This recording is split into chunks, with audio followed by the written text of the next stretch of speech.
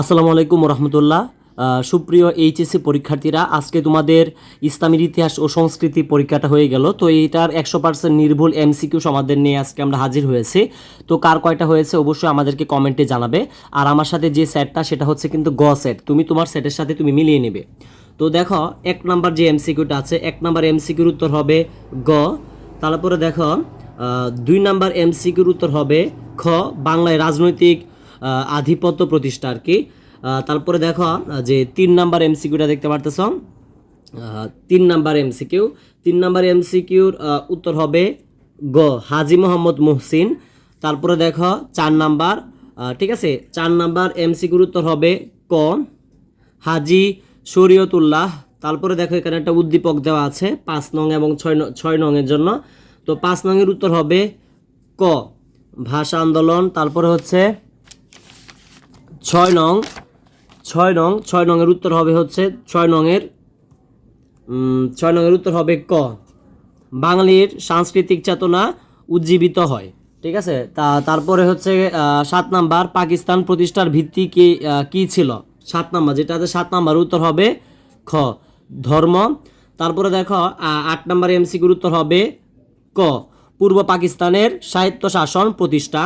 তারপরে দেখো 9 নাম্বারের উত্তর হবে ক, ছাত্রনেতা আসাদুজ্জামান। তারপরে একটা উদ্দীপক দেওয়া আছে 10 নাম্বার এমসিকিউ, 10 নাম্বার উত্তর হবে খ, অপারেশন সার্চলাইট। তারপরে দেখো 11 নাম্বার, ঠিক আছে, দেখো 11 নাম্বারটার উত্তর হবে হচ্ছে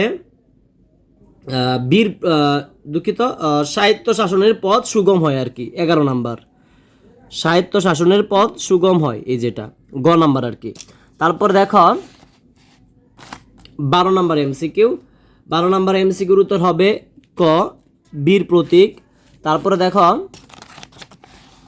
13 নাম্বার, যেটা দেখতে পারতেছ 13 নাম্বার উত্তর হবে 17 এপ্রিল 1971। ঠিক আছে, বাংলাদেশের অস্থায়ী সরকার কত তারিখে শপথ গ্রহণ করেন। অত্যন্ত মানে ইম্পর্টেন্ট ছিল, আর এটা কিন্তু খুবই গুরুত্বপূর্ণ ছিল। এটা তোমাদের আসছে, আমি আশা করি এটা সবারই হয়েছে। তারপরে দেখো যে 14 নাম্বার এমসিকিউটা দেখতে পারতেছ, 14 উত্তর হবে গ, আরব বণিকদের। ঠিক আছে, তো তারপরের পেজে আমরা চলে যাচ্ছি। দেখো 15 নাম্বার এমসিকিউটা, 15 নাম্বার এমসিকিউর উত্তর হবে গ। ঠিক আছে, তারপরে দেখো যে 16 নাম্বার উত্তর হবে খ, সুলতান মাহমুদ। তারপরে দেখো 17 নাম্বারটা দেখতে পারতেছে, 17 নাম্বার উত্তর হবে ঘ, তরাইনের দ্বিতীয় যুদ্ধ। ঠিক আছে, তরাইনের দ্বিতীয় যুদ্ধ। তারপরে দেখো 18 নাম্বার উত্তর হবে ঘ। তারপরে দেখো 19 নাম্বার, ঠিক আছে, 19 নাম্বার উত্তর হবে খ, সুলতান ই আজম। তারপরে দেখো 20 নাম্বারের উত্তর হবে ক, 1236।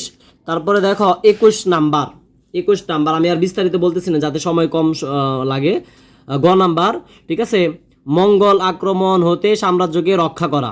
ঠিক আছে, মঙ্গল আক্রমণ হতে সাম্রাজ্যকে রক্ষা করা।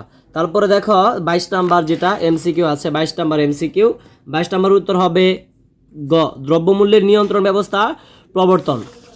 তারপরে চলে যাচ্ছি 23 নাম্বার এমসিকিউ। দেখো 23 নাম্বার এমসিকিউর উত্তর হবে ঘ। তারপরে দেখো 24 নাম্বার এমসিকিউর উত্তর হবে ক। ঠিক আছে, দৌলতাবাদ। তারপরে দেখো 25 নাম্বার এমসিকিউর উত্তর হবে ঘ।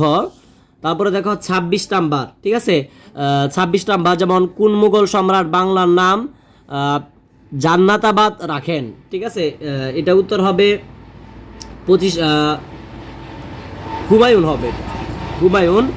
তারপরে দেখো 27 নাম্বারের উত্তর হবে ঘ।